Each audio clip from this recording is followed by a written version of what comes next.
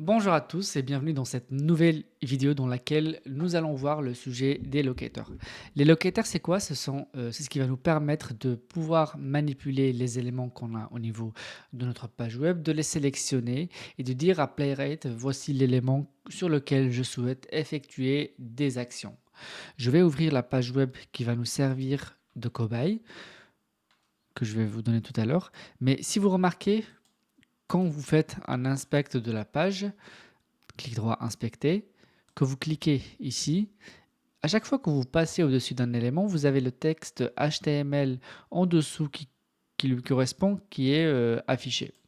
Donc, par exemple, quand j'ai cliqué au niveau de cet input, on a le texte. On a le texte HTML avec la value, c'est type text, un tag qui est l'input, un ID qui est l'username. Et tous ces éléments-là, au niveau de cette page, ben, ce sont des éléments que l'on va donner à Playwright avec quelques règles, parce que ce que je vais vous montrer dans cette vidéo, c'est quelles sont les règles adéquates pour chaque élément. Ce sera bien sûr pas exhaustif, mais vous aurez une idée et vous pourrez faire ça plus tard quand vous êtes tout seul sur vos propres projets. Donc je reviens sur VS Code pour vous montrer les différents locators qu'on va avoir. Au début, pour commencer, enfin, j'ai fait un hook before each qui va nous permettre d'aller sur la page web donnée et par la suite cliquer sur la form authentication pour arriver sur cette page. Et les locators que l'on veut voir ici, c'est le tag name, l'ID, la class value, l'attribut, la class value en mode full, pouvoir combiner plusieurs sélecteurs, dire à Playwright de sélectionner, de lui donner un texte et de lui dire ben, partiellement retrouve-moi ce texte, donner un texte exact et lui dire ne me retourne que les textes qui sont exactement comme celui que je viens de donner. Et on va voir ça un par un. Donc on commence par le tag name. C'est quoi un tag name? Le tag name au niveau de notre balise HTML, c'est ce qui peut ressembler à un form, div, input, label. Prenons par exemple, moi dans mon cas, ce que j'ai envie de faire, c'est de sélectionner ce premier élément, ce input. Du coup, ce que je vais faire pour le sélectionner, qu'est-ce que j'ai? J'ai comme tag name, j'ai ce input. Du coup, je vais lui donner à Playwright. Je vais venir sur VS Code et je vais taper page locator. Ça, c'est la commande que vous allez devoir utiliser pour dire à Playwright de sélectionner tel locator. Ouvrez les parenthèses et je mets input. D'accord? Ça, c'est un moyen. Deuxième, l'ID. Qu'est-ce que je vais aller faire? Je vais aller au niveau de ma page web. Pardon. Et je vais cette fois-ci lui donner le user. Alors, qu'est-ce qu'on a dit? On va sélectionner par quoi? Par ID. Donc, je vais chercher un ID qui est celui de l'username. Je vais faire un clic droit. Et pour dire à Playwright que c'est un ID, on va ajouter au début un hashtag. Donc, page.locator. J'ouvre la parenthèse, j'ouvre les guillemets, la parenthèse et les guillemets d'ailleurs. Je saisis le hashtag et je tape username. Comme ça, avec cet hashtag, il sait que c'est un ID qu'il va devoir aller chercher. La classe value, donc je prépare le terrain, page locator, et on va devoir chercher un élément qui a une classe pour le sélectionner. Du coup, j'ouvre ma page web. Donc, qu'est-ce qui va nous intéresser? Qu'est-ce qu'on a comme classe par ici? Un élément avec une classe. Là, j'ai par exemple le subheader, j'ai une classe subheader. On va l'ouvrir. Et du coup, si je veux sélectionner tout ce subheader, j'ai une classe. Je vais prendre le subheader qui correspond à la classe de ce titre en format H4.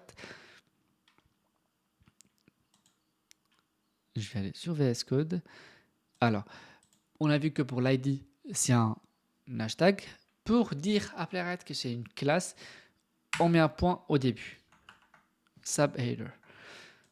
Parfait. Du coup, par la suite, on va chercher un attribut. Alors, pour les attributs, comment on va faire? On va chercher, on va revenir sur notre élément de départ parce que je pense que dedans, il y a bien la possibilité d'avoir un attribut. Effectivement, pour resélectionner cet input côté username, ben, j'ai l'attribut type text. Donc, je vais prendre ça, et ça, c'est un attribut qui m'intéresse. Je vais faire ça et ça, et je vais venir sur, et je vais venir ici, page. Point. Alors attention pour l'attribut, avant de le saisir, je mets déjà les deux cotes. Pour saisir un attribut et dire à Playwright que c'est un attribut, on va devoir ouvrir les accolades comme ça. Et on met dedans notre attribut, type text. Alors, un autre locator, c'est la class value en mode full. Alors pour les classes, je vais devoir trouver un exemple pour que ce soit parlant. Là, dans la classe la classe qu'on a vue tout à l'heure, c'était quelle classe? On a vu une classe qui était subheader. Ok. Donc pour la classe de subheader, comme vous pouvez le voir ici, alors elle est où? Je vais aller chercher. Voilà, on a une seule classe qui est subheader. Mais parfois, on peut être amené à avoir une classe avec plusieurs valeurs. Dans notre cas, tout ce div qui sert à définir cette partie qui est celle du username, eh bien, ils ont choisi de créer plusieurs classes. Et du coup, nous, ce qu'on va faire, c'est faire un copier-coller de l'ensemble de cette classe, des éléments, des valeurs de cette classe. Et là, on va faire page.locator.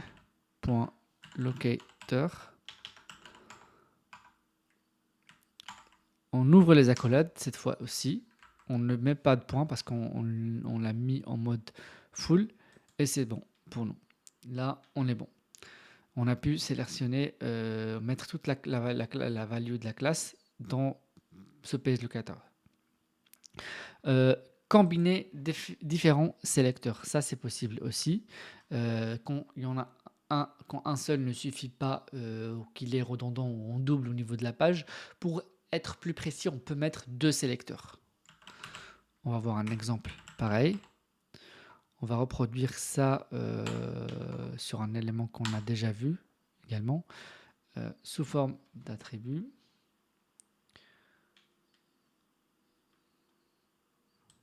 Qu'est-ce que j'ai ici?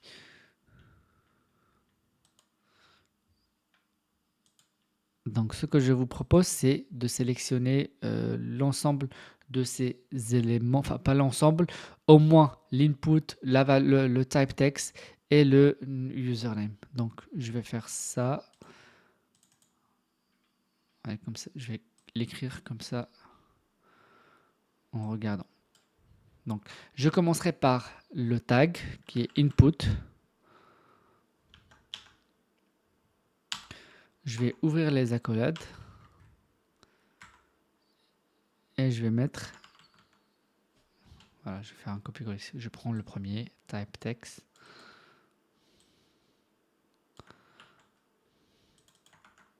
Parfait. Je vais ajouter un deuxième. Qu'est-ce que je peux ajouter? Il y a le name username. On ne l'a jamais utilisé. Du coup, je ne peux pas le copier. Je dois l'écrire. Ou plutôt, je le copie d'ici. Hein.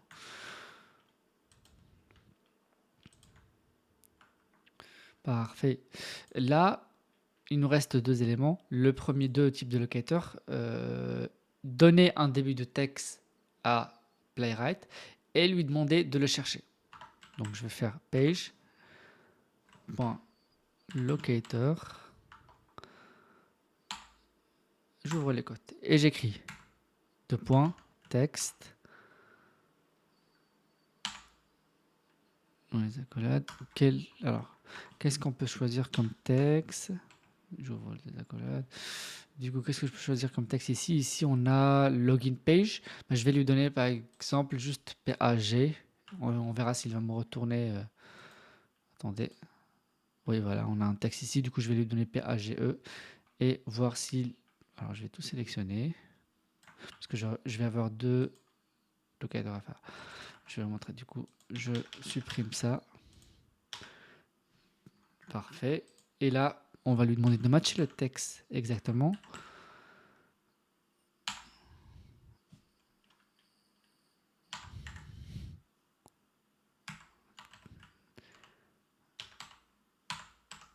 Text is.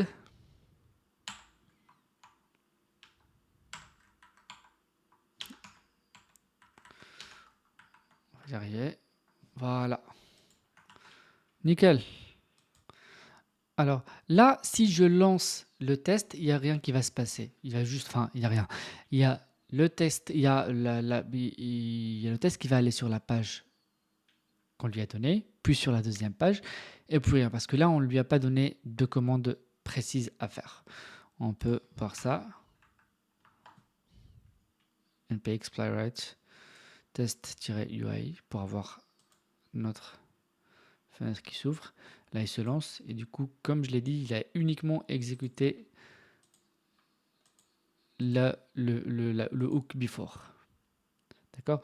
Donc, pour cela, qu'est-ce qu'on va faire? On va lui demander de cliquer sur ces éléments. Point clic. Voilà. Ça ne va pas marcher, mais j'aimerais... Ça ne va toujours pas marcher, mais je vais vous dire par la suite pourquoi.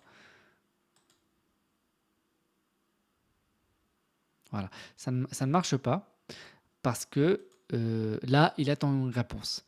Donc, si je surligne clic, vous voyez qu'il attend une promesse. Donc, on va lui demander d'attendre cette promesse, d'attendre un résultat avant de cliquer. Donc, je vais mettre await. Et là, on est bon. Je lance. Il va y avoir une erreur aussi. Pourquoi? Il y a une erreur parce qu'il trouve cet input à 2 reprises. C'est relatif à il y a 2 éléments dans lesquels il y a ce tag input. Username et password. Comment est-ce que je peux contourner ça? Ce que je vais faire, vu que c'est le premier élément, je vais lui ajouter ici, je vais lui dire le first. Voilà, je sauvegarde et là, ça va marcher.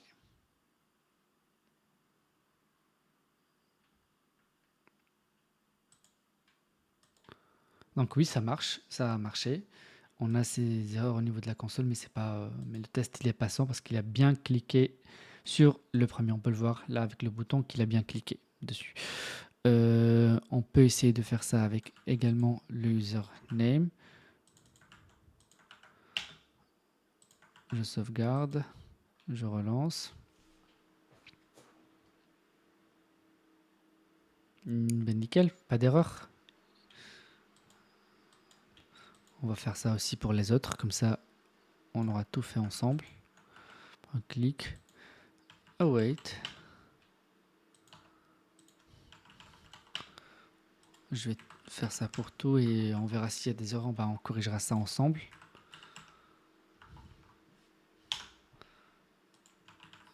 Await, toujours, parce qu'on attend, faut qu'il attende avant de cliquer. Await, point, clic. Await, clic. Await. Je sauvegarde, CTRL S. Du coup, hook before each qui va exécuter avant le démarrage du texte et après on déroulera nos cas, nos commandes. Et c'est parti. Alors on a une petite erreur ici. Pourquoi? Ouais. Alors on a une petite erreur et cette fois-ci c'est la même chose. Il a trouvé l'élément ou plutôt la classe en mode full sur 2 éléments. Donc c'est pas grave, on pourra lui demander, enfin on va choisir par exemple la deuxième, on va choisir cette fois-ci celle de password. Plutôt on va cette fois-ci choisir last, la dernière. On vient ici, point last. Je sauvegarde. Je relance. Et on est bon. Voilà. Donc, je vais vous laisser le code au niveau de la documentation que vous pouvez télécharger et pratiquer dessus et essayer de pratiquer au maximum.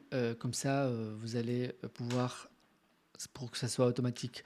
Là, vous avez pu voir ce que c'est qu'un tag name, comment sélectionner un ID avec un hashtag au début, comment sélectionner une classe avec un point en ajoutant un point au début, un attribut aussi, il peut servir de locator, la classe value combinée d'autres sélecteurs et on verra de plus en plus d'autres locators quand on avancera dans le cours. Merci à vous et je vous remercie d'avoir suivi cette vidéo et à la prochaine. Au revoir.